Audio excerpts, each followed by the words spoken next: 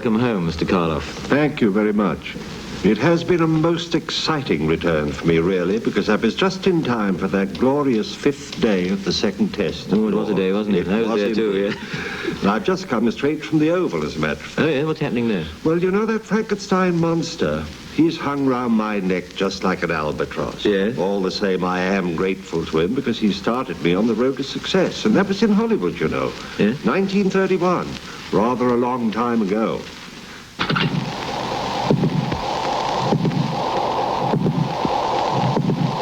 Frankenstein's heart, Lieutenant. Frankenstein? It's still living? It can never die. Never? Frankenstein's story is very old. You never read it? It is about a scientist who determines to create artificial life. He's all too successful and turns with abhorrence from the creature he's created, which then wreaks vengeance on his creator and on society in general. I think every society needs its creation myth, and Frankenstein is a creation myth for our age, really. It's become one of the popular myths. It's a rewriting of Genesis without God. I think it has to do really with womb envy. We're all familiar with the Freudian term penis envy. Mary Shelley knew somehow, had this deep inner wisdom that man was jealous, and her character, Dr. Frankenstein, is obviously deeply jealous of women being able to give life so perfectly, so organically. So he creates his own baby. And what a baby it is.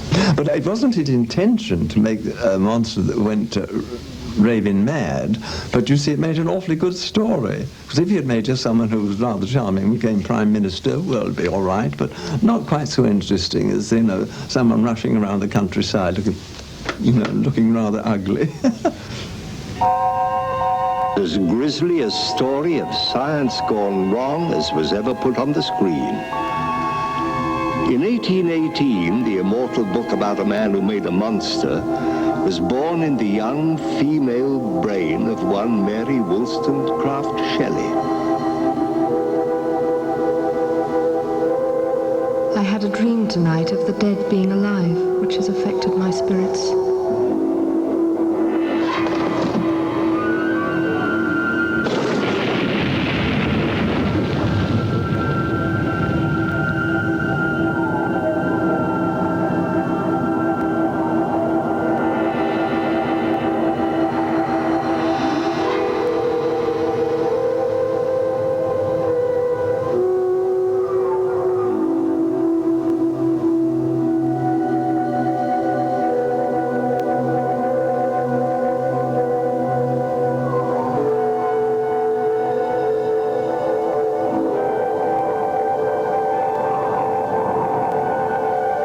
Did I request thee, Maker, from my clay to mould me man?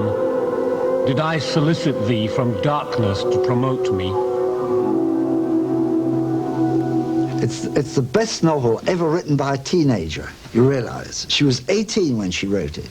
But this is one of the difficulties in dealing, and not so much with the story as with the novel itself, that it's very hard to separate Frankenstein from the biography of Mary Shelley. She eloped with Shelley in 1814. In 1815, in February 1815, she had a child by him, a daughter that was born prematurely when it was 7 months old. That child died within a few weeks.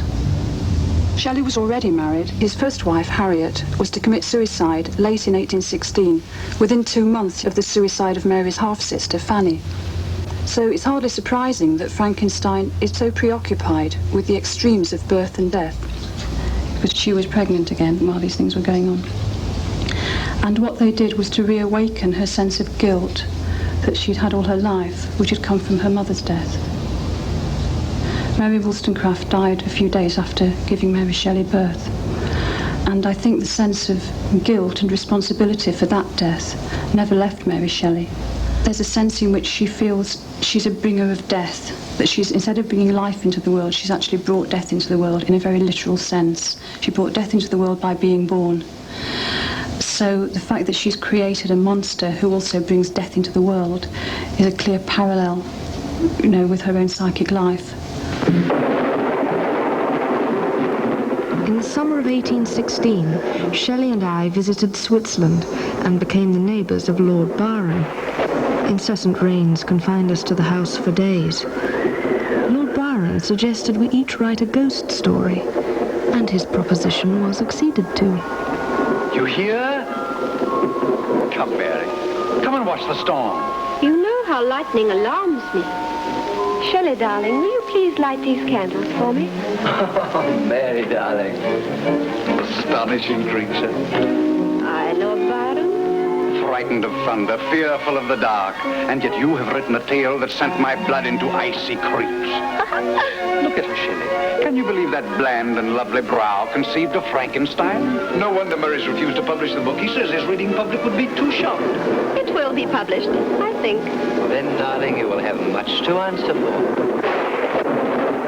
We're all standing on Mary Shelley's shoulders. I mean, if we seem tall and marvelous, it's only because this woman was a talented and modest genius in her own right, and was in her own way as talented as Percy Bysshe. That's the middle name of her husband, is Bysshe. Why his mother and father made her name Bysshe. Melvin would have been a good middle name. But Percy Bysshe, Shelley, Percy Bysshe, would you get up and read from Homer? I mean, that poor guy, he had to live with Bysshe all his life. Wasn't even a bishop. Anyway, I loved it. I even like talking to you about it. I like it so much that usually I ask for 5 quid, 10, something. Zip, garnished, nothing. Here I'm talking for nothing because I love Frankenstein. One night, we discussed the nature of the principle of life and whether it might ever be discovered and communicated. Perhaps a corpse could be reanimated.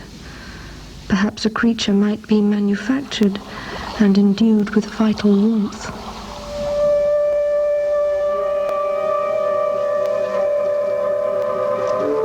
Night waned upon our talk, and even the witching hour had passed before we retired to rest. Images arose in my mind with a vividness far beyond the usual bounds of reverie. My imagination, unbidden, possessed and guided me.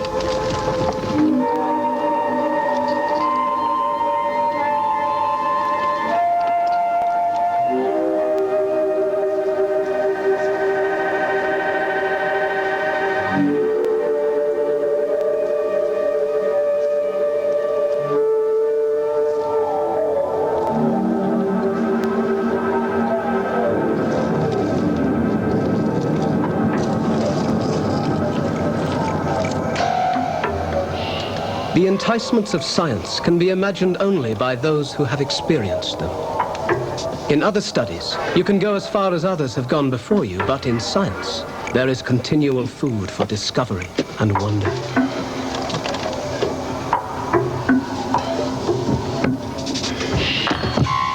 I was acquainted with the study of anatomy, but this was not sufficient. Life was the secret which I desired to define.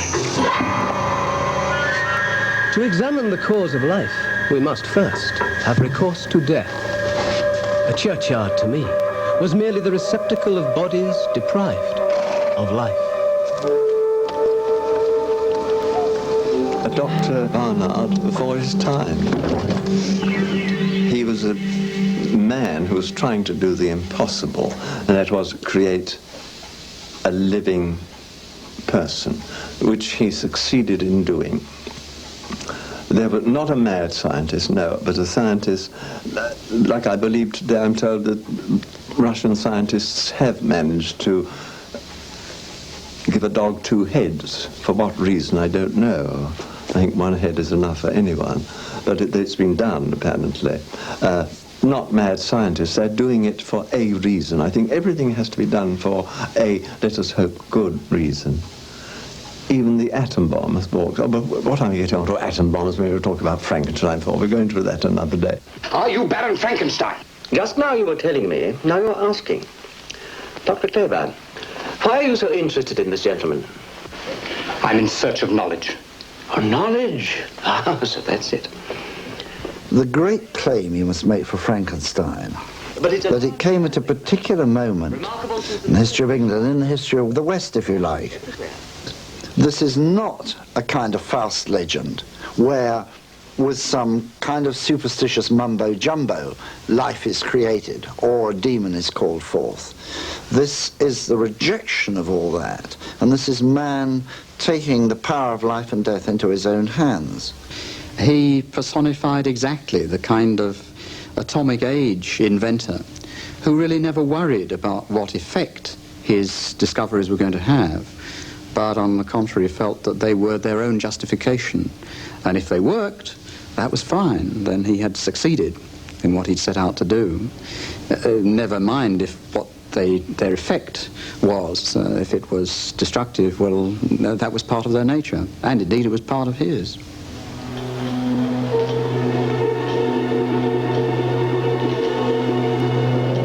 From that fateful day when stinking bits of slime first crawled from the sea and shouted to the cold stars, I am man. Our greatest dread has always been the knowledge of our own mortality. But tonight, we shall hurl the gauntlet of science into the frightful face of death itself. Tonight, we shall ascend into the heavens. We shall mock the earthquake. We shall command the thunders and penetrate into the very womb of impervious nature herself.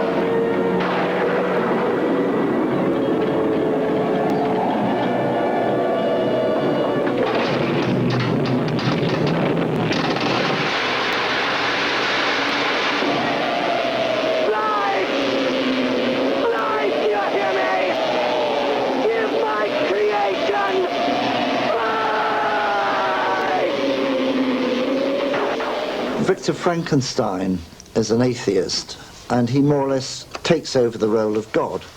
I think this is why we regard him as the archetypal scientist, that he is largely fulfilling the creator's role, and this is our perception of the scientist today. And this is why it is the great founding book of modern science fiction. The book has never been out of print. No one has ceased making the films since the very first one, and there's much more serious attention given it today than ever before, because we are increasingly preempting these powers.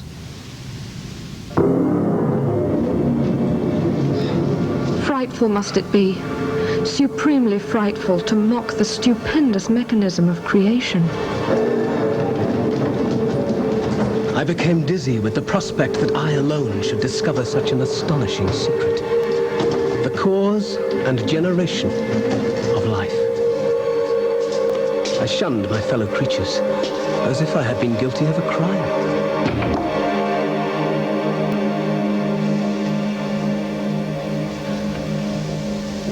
I resolved to create a human being with all its intricacies of fibers, of muscles and veins. I disturbed with profane fingers the tremendous secrets of the human frame. The minuteness of the human parts hindered me, and I had to make the being of gigantic stature. Who shall conceive the horror of my secret toil? Often did my human nature turn with loathing from my occupation, but my enthusiasm bore me onwards like a hurricane. Life and death appeared to me illusory bounds, which I should be the first to break. I would pour a torrent of light into our dark world. I would explore unknown powers. I would unfold to the world the deepest mysteries of creation.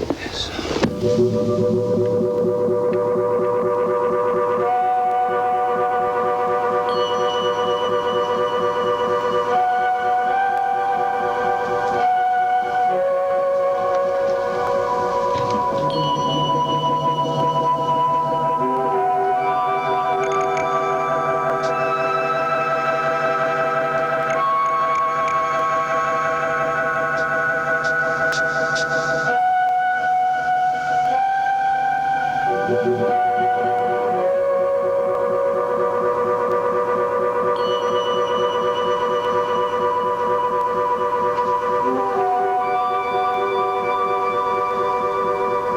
new species would bless me as its creator. Many happy and excellent natures would owe their being to me. No father could claim the gratitude of his child so completely as I.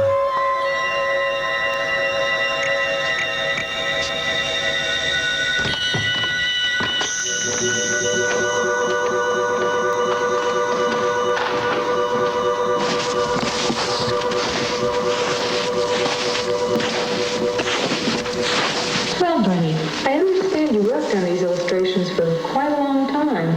Yeah, I started in early 1976, February or March maybe, and finished in the summer of '82, so that's 6 years. Why did it take you so long? Well, I've always liked the book, and I wanted to do the kind of bang-up job on the pictures that I don't believe ever's been done before. Well, I wanted the illustrations to look as if they were done for the original edition of the book in 1818. And how did you arrive at the monster's appearance?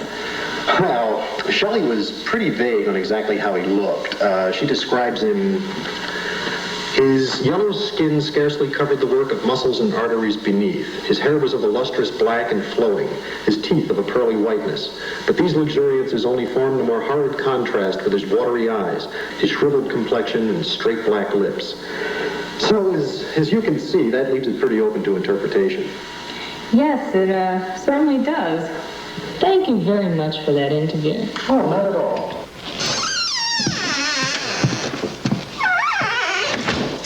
I wish we had time to... Berni, why is it so dark? Berni?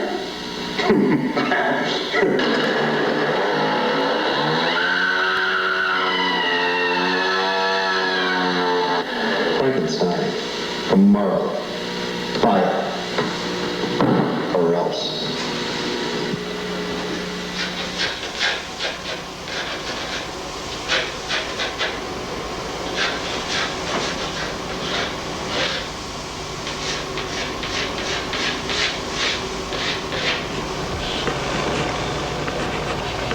My first exposure to Frankenstein, I'm sure, as with many other people, was through the movies. The Boris Karloff version, the Universal movies. And I was very fascinated with that interpretation because, of course, I had never read the book. And when I did read the book, I was somewhat taken aback that the description in the book did not follow the image that I saw on film. Of course, Karloff's monster in the movies was, well, he still is, I think. He epitomizes Frankenstein to the general public. When you mention Frankenstein to the man on the street, I believe he immediately thinks of Boris Karloff. Sit down. Sit down.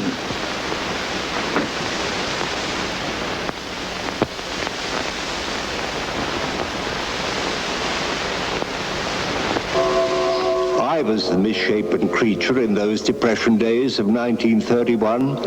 People queued up at box offices all over the country, breaking records. And afterwards, it was evident that millions all over the world felt sympathy for the monster. It was clear from the letters they sent that while they were terrified by my characterization, at the same time they pitied the monster that I portrayed. And that pleased me because it was exactly what I had hoped.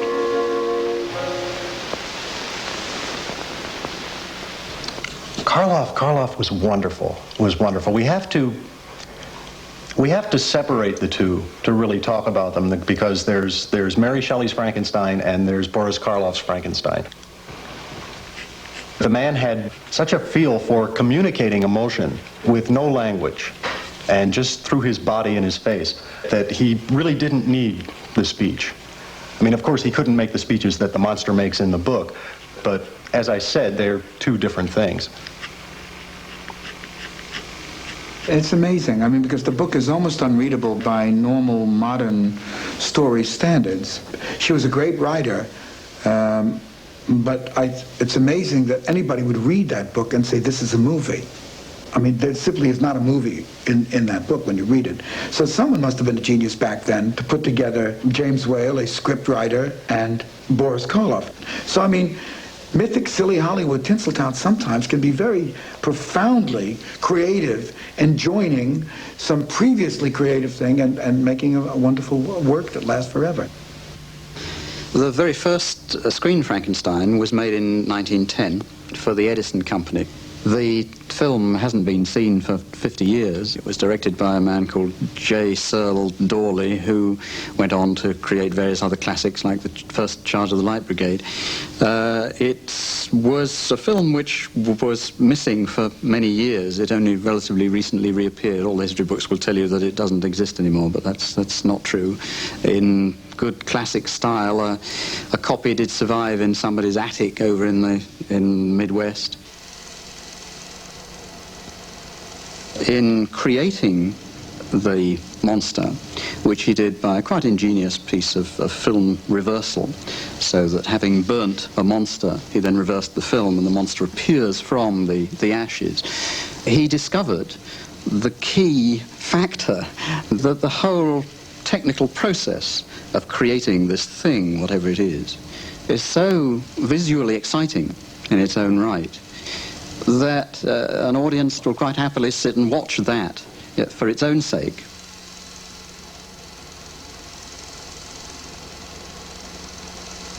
There are no technical details in Mary Shelley's original. There is no way of working out, indeed no way that she could tell us, obviously enough, how this monstrous act was performed. All she can concern herself with are the consequences. But on screen, there are all sorts of ways to show how it can be performed, very visual ways, so that the larger the set, the larger the equipment, the more massive the material that's used to present the context for this tremendous experiment, the happier the audience is.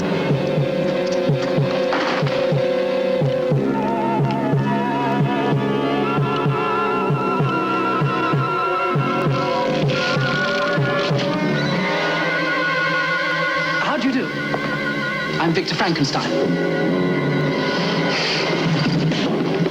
It's been the big distraction, and the problem with that distraction has been that people have got their own idea of what a Frankenstein story should be, so that the monster has become the star, the makeup, the special effects have become the things that matter, and the story itself, although it carries a certain visceral charge, is still not as important as the things that sell the movie. Don't do it, Maria. You are going too far. No one should tamper with the laws of God.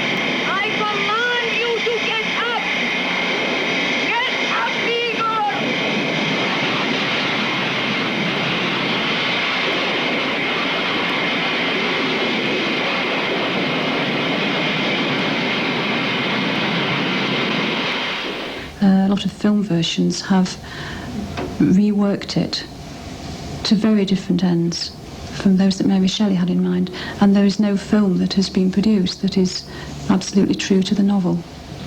Frankenstein is a text that is a very telling indictment of the consequences of men taking over reproduction or trying to write out women from creativity, whether it be artistic creativity or creation of life.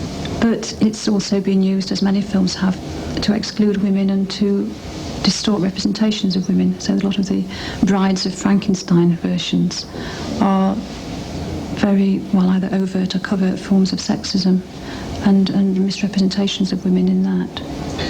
And turning women into vampires, into monsters, which is not part of Mary Shelley's work at all.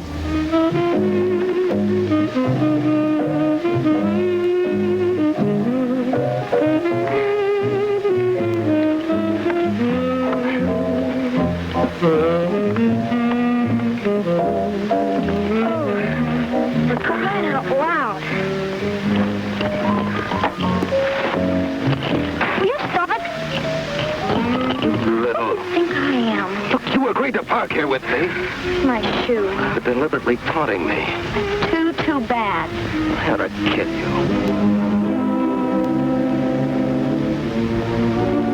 Don't come any closer. Leave me alone. Where can we get the brain? I need a brain. I need a brain.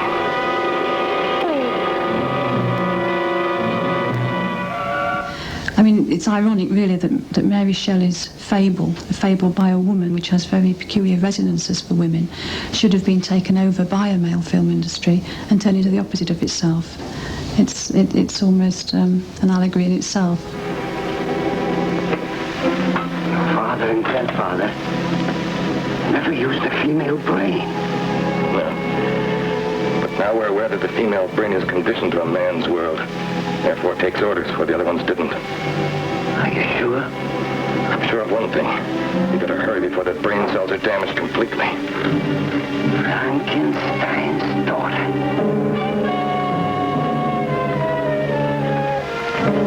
Frankenstein's daughter.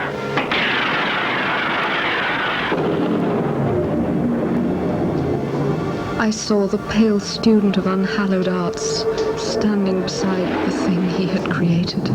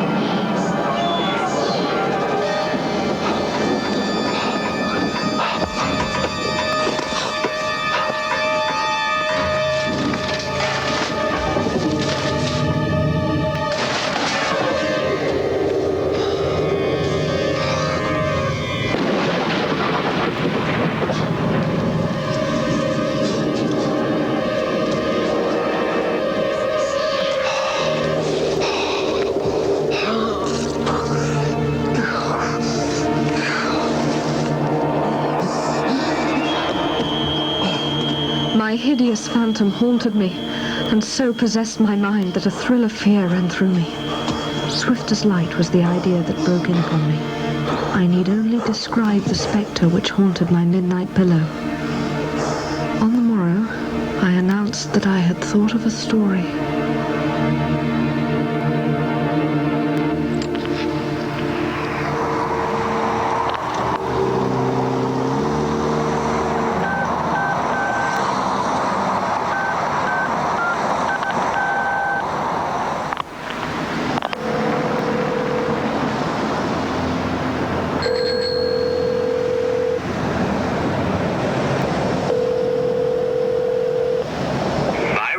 You've reached Forrest J. Ackerman, headquarters for science fiction, fantasy, horror, monsters, movies, and old friends and new. Leave your name, date, and message, and I will get back to you as soon as possible. There's no beep on this machine, so you may now start recording.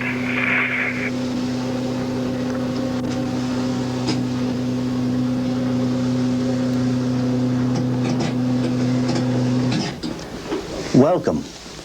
If you'd like to accompany me down into the dungeon to Grisly Land, I will reveal to you 200 different editions of Frankenstein, which are but a small portion of the 300,000 science fiction, fantasy, horror, monster memorabilia that I have collected in the last 60 years. Come with me.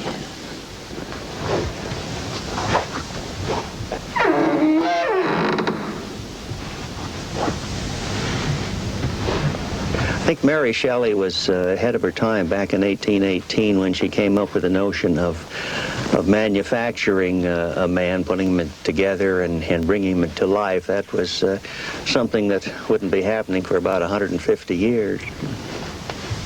There are over 200 different editions of Frankenstein, virtually every language on earth. There's French, German, Spanish, Italian, and some of the rarer languages, Polish, Czech. And I went to Switzerland some years ago to the very chateau where that teenage girl Mary Shelley wrote Frankenstein. Oddly enough, the title of it at one point in history was changed to The Man Demon. And while I was on the grounds, I took advantage of stepping up to a tree and removing a leaf from it. It's very possible that Mary, back in 1818, sat under that tree dreaming of writing Frankenstein. Right there, my eye lights on. A play version of Frankenstein was made in the late 1800s and played throughout England. Boris Karloff and Frankenstein put me in my first Cadillac. I was sorry that he had to die to do it. I had the pleasure of being on the set when Karloff was making one of his final 4 films.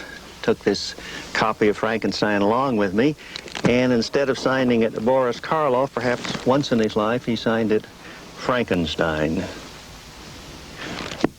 This is a true story. For years after I saw Frankenstein, literally years, I would have a dream where I'd be sleeping on my fire escape, because in Brooklyn it was too hot. We had no air conditioning, there was no such thing. And I would sleep on the fire escape, and I would have dreams. I guess I was afraid of falling, but my dreams would take that Frankenstein was, for some reason we called the monster Frankenstein, even though it was Dr. Frankenstein. I think we all made that mistake. The monster was Frankenstein. And it was only when we learned that there was a Dr. Frankenstein and there was the monster that we... But anyway, I always thought that Frankenstein, the monster, and when I was 5 years old, was coming to get me. And I would hear him clambering up the metal fire escape. I could hear those sounds, the ringing of the metal, and he was getting closer and closer, and I would scream, you know, "Don't let him get me!" And my mother would wake me up and say, nobody's going to get you. And I'd say, "Frankenstein, didn't you see him?" She'd say, "Who?" I'd say, the knobs, I can't take those knobs," those things that came out of his neck. And my mother said to my brother Irving, "The knobs, why does he keep talking about the knobs all the time?" You know, she didn't know what I meant by knobs. To this day, she don't know what I mean by knobs. Anyway, but it had such a profound emotional effect on me that when we were going to do it, I knew I did it. Part of it was a catharsis for me to make it funny so I would never have those terrible dreams about it being so real, about monsters killing us and taking us away.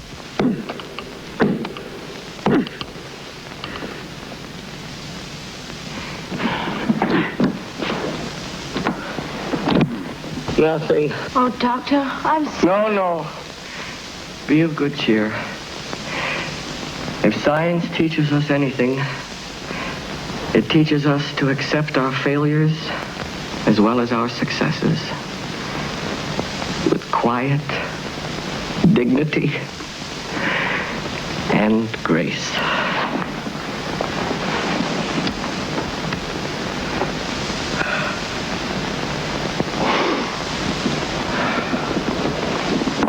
Son of a bitch bastard, I'll get you for this! What did you do to me? What did you do to me? Stop it! You kill him! I don't want to live! I do not want to live! By the time one reaches the Mel Brooks version of Frankenstein, it is possible to take this myth, as it's now become, a myth to which we are all heir, which we all know extremely well. It's part of our growing up, as it were, and to poke fun at it in a way that does actually enhance one's understanding of the story. But the real Frankenstein films, you could argue, are films not in which Frankenstein appears or his creature, but on the contrary, films in which science is pushed to its ultimate objective, which is the postponement, maybe even the defeat of death. And that defeat of death is achieved by all sorts of mechanical means. And therefore the robot becomes the creature.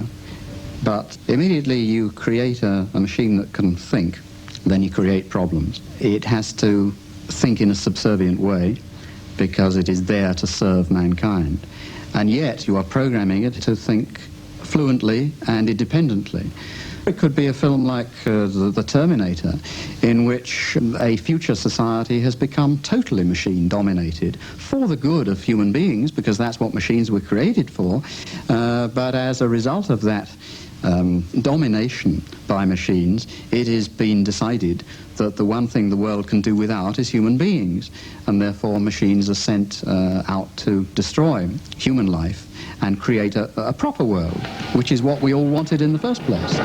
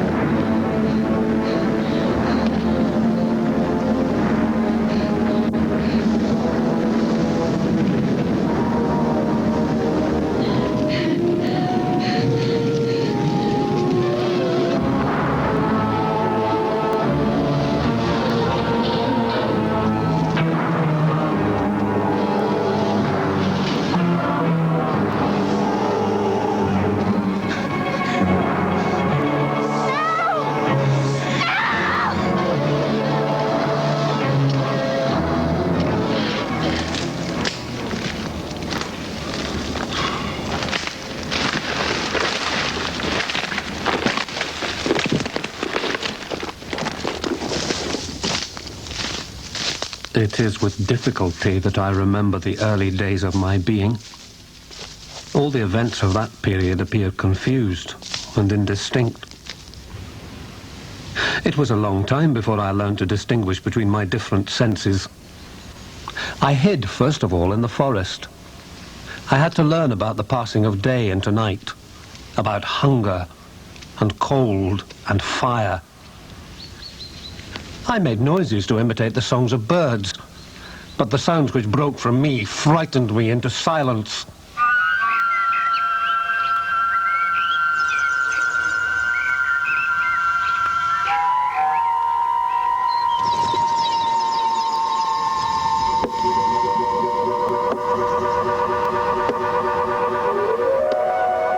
I spied on people and felt both pain and pleasure as I watched.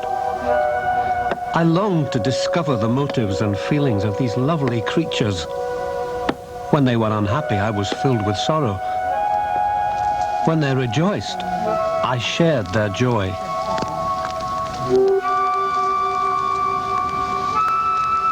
I learnt their customs and their language, but dared not show myself. I formed in my imagination 1,000 pictures of presenting myself to them, but to no avail.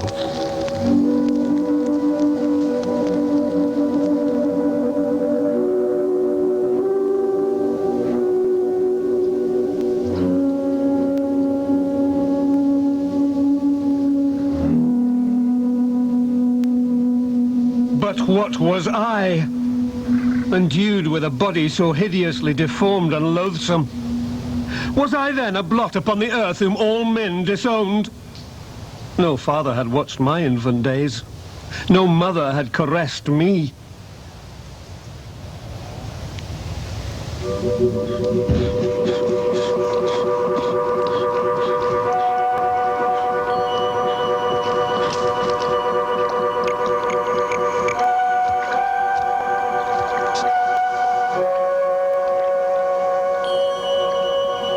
Cursed creator, why did I live? All mankind was at peace and enjoyment save I. I, like the arch-fiend, bore a hell within me, and wished to spread destruction around me, and then to have sat down and enjoyed the ruin.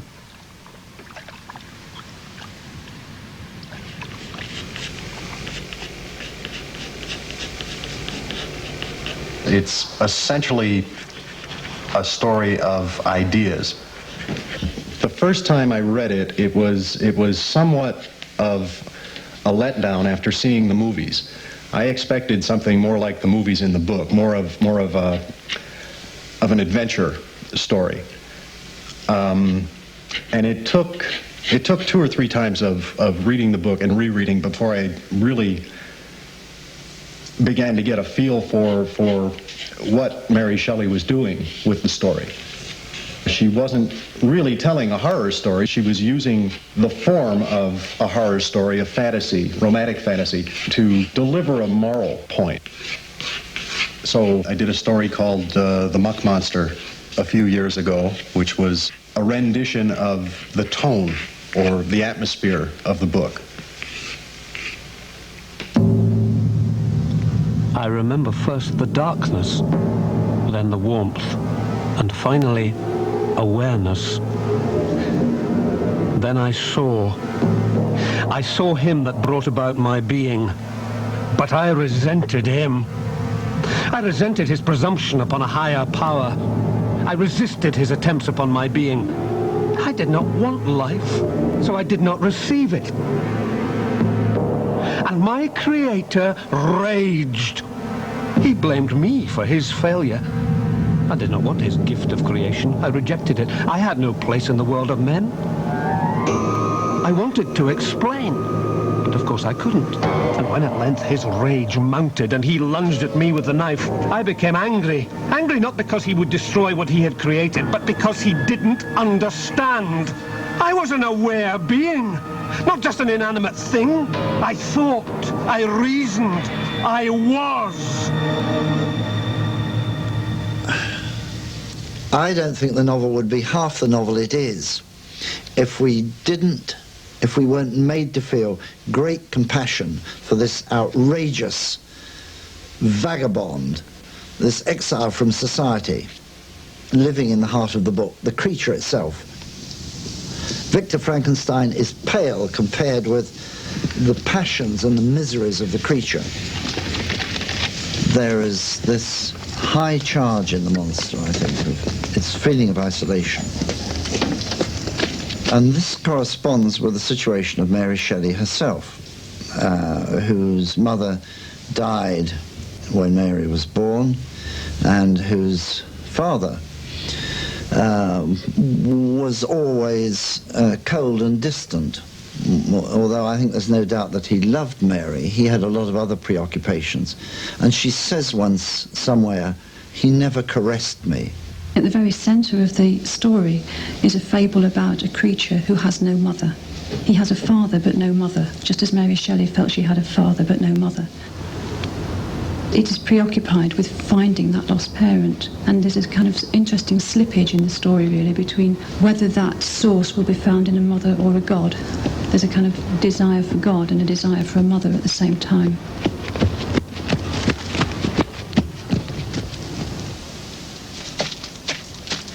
I set off to find my creator. On him only had I any claim for pity and justice.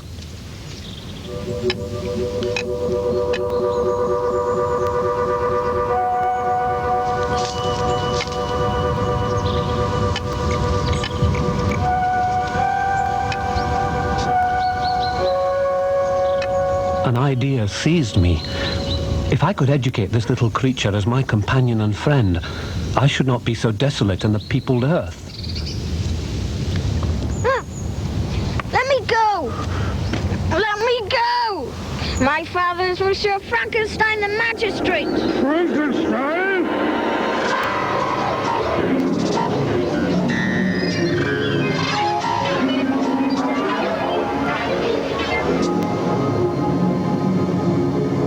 My heart swelled with triumph. I too could create desolation. My enemy was not invulnerable. This death and 1,000 other miseries should torment and destroy him.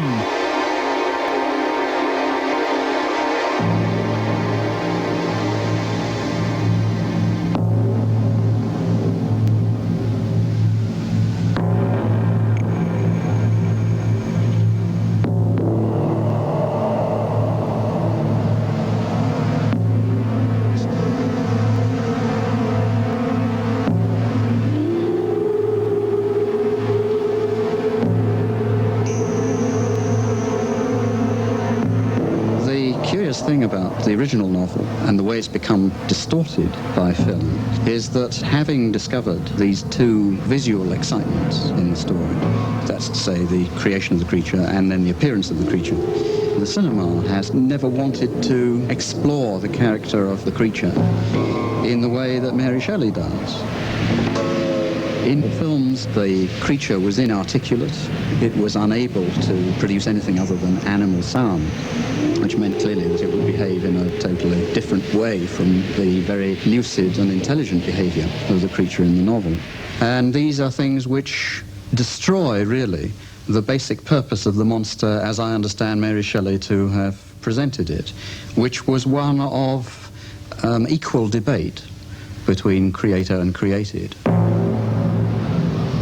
For 2 years I had waited for the sole purpose of infusing life into an inanimate body.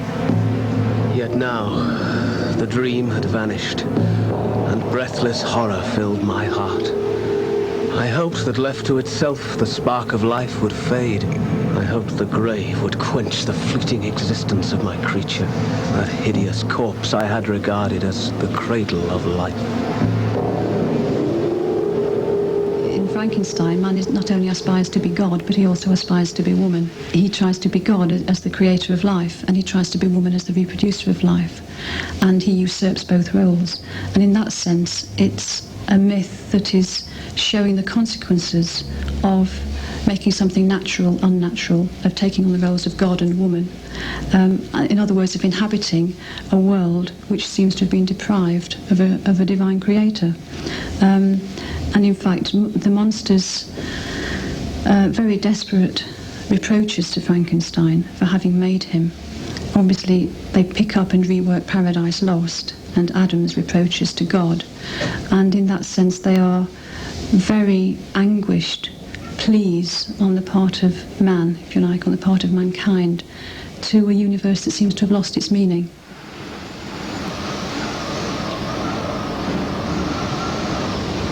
Frankenstein. Do you dare approach me? I cannot bear the sight of your detested form. I expected this from you. All men hate the wretched. One of your victims. Are they less wretched than yourself? You hideous monster. will extinguish that spark of life I gave you. Come and hear me out before you try your strength with me. You accuse me of murder, yet you would destroy your own creation. How dare you sport with life? Cursed be the day you first saw light. Cursed be these hands that gave you life. You are my creator. I should be your Adam. But I am the fallen angel, unjustly banished from paradise. The fires of hell are too mild a vengeance for your crimes. How may I move you? I will not hear you! Frankenstein! I was benevolent once. My soul glowed with love and humanity. Now I am miserably alone. These bleak skies are kinder to me than your fellow beings. Why should I pity man more than he pities me?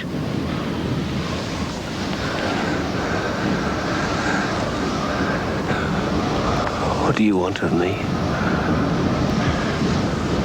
You must create a companion for me. A creature of another sex, as hideous as myself. My evil passion will leave me, for I will meet with love. And in my dying moments, I shall not curse my creator. Shall I create another like yourself, whose joint wickedness would desolate the world? Go. I have answered you. Oh, my creator! Make me happy. Let me feel gratitude towards you. Let me feel the sympathy of my fellow being. Do not deny me my request.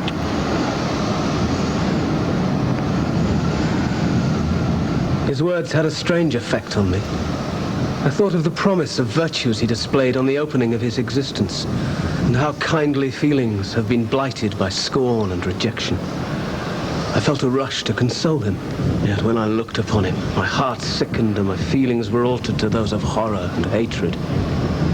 I tried to stifle these sensations.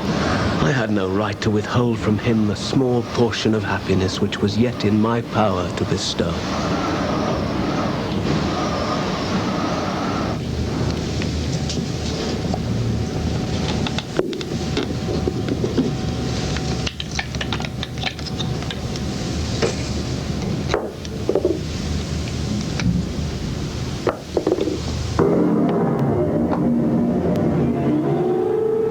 Proceeded in my labor, it became every day more horrible and irksome to me.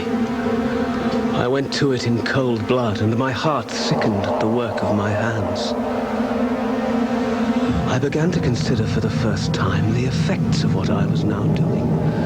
I was about to create a being of whose dispositions I was wholly ignorant. She might become 10,000 times more evil than her mate. She might turn from him to the superior beauty of man. What then might he not do? Or his children? I shuddered to think that future ages might curse me, and for the first time the wickedness of my promise burst upon me. What is it that you intend? Do you dare to break your promise?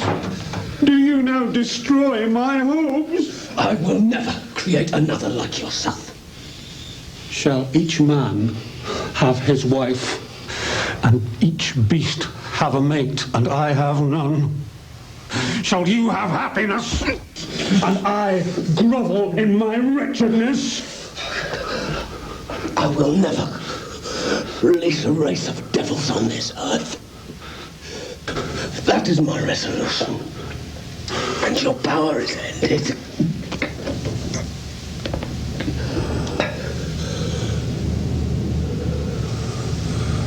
I shall not kill you, Frankenstein.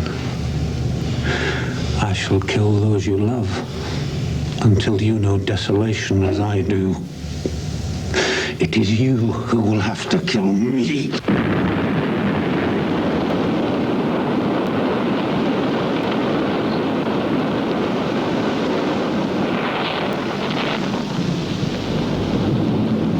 artists were shaken by their success. My own feeling, I can see now that it's rather superficial. Feeling was, what have we done? But Oppenheimer knew. And I remembered the line from the Bhagavad Gita. I am become death, the destroyer of worlds. Some doubts as to my fitness for getting it done made me worried. Also,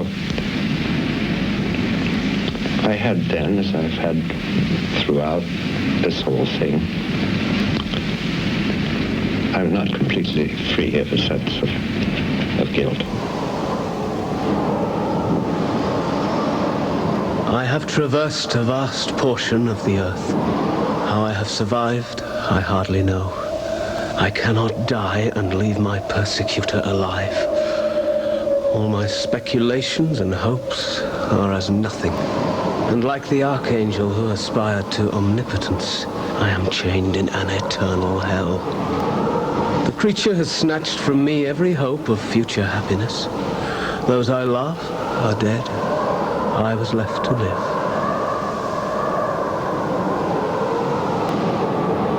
Seek happiness. Seek happiness in tranquility. Avoid ambition, even the innocent one of scientific discovery. Yet why do I say this? I have myself been blasted in these hopes. But another may succeed.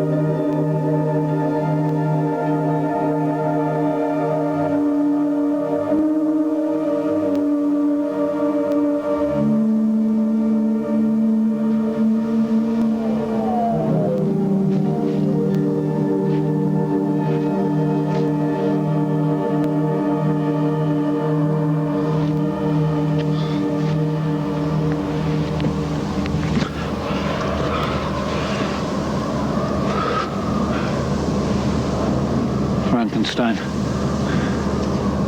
why do I now ask pardon of you? I have murdered the lovely and helpless. Evil has been my goal. But I shall no longer be the instrument of misery. The wretched pattern of my life is complete.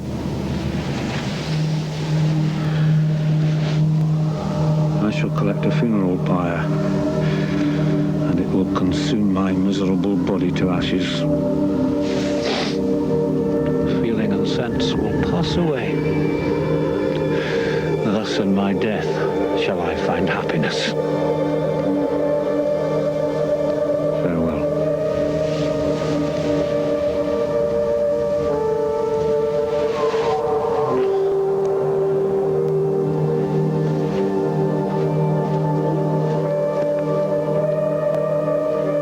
I will pioneer a new way, explore unknown powers, and unfold to the world the deepest mysteries of creation. Did I request thee, Maker, from my clay to mold me man? Did I solicit thee from darkness to promote me? I had a dream tonight of the dead being alive, which has affected my spirits.